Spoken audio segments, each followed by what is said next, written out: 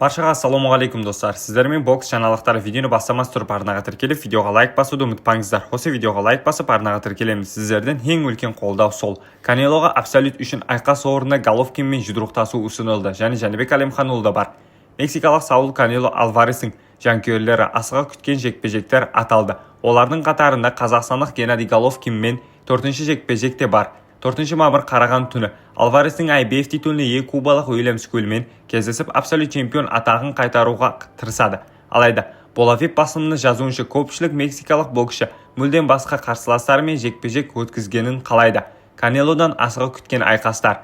Көпшілік негізде Канело Давид Бенавидеспен жекпе-жекке шығады. Дмитрий Биволмен қарымта өткізеді, немесе тіпті Геннадий Головкинмен ностальгиялық айқас өткізеді деп күтіп отыр. Бірақ қазіргі жағдайда мүлдем басқаша.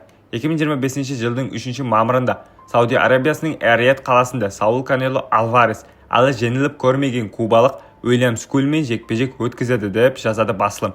Айта кетейік, америкалық Давид Бенавидес қазіргі таңда жартылай ауыр салмақты WBC чемпионы. Бұл белбеу оған ресейлік Дмитрий Биволдың титулынан бас тартуына байланысты жекпе-жектен келді. Бивол Канелоны жеңген екінші боксшы. Сондықтан Альварестің өзі де онымен қарымта кездесу өткізу қалайды.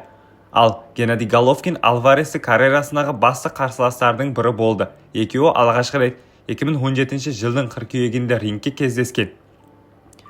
Ол жекпе-жек тең нәтижемен аяқталып, дау тудырған. 2018 жылы өткен екінші жекпе-жекте жеңіс Саулда болған. Саулге бұйырген. Ал трилогия 2022 жылдың қыркүйегінде өтті. Жолда төршілер жеңісті Канелоға берді. Қазіргі таңда бұл Головкиннің соңғы жекпе-жегі болып тұр. Альварестің жоспары басқа. Мексикалық боксшының қарсыласы ретінде жанкүйерлер жоғарыда аталған боксшылардың біреуін көруге екіталай. Егер Альварес Скулды жеңсе, ол 2025 жылдың 13 қыркүйегінде америкалық Трейс Кроуфордпен кездесуі жоспарлап отыр. Сіздермен бокс жаңалықтары болды. Арнаға тіркеліп, видеоға лайк басуды ұмытпаңыздар. Ең соңғы жаңалықтар тек қана бізде болады.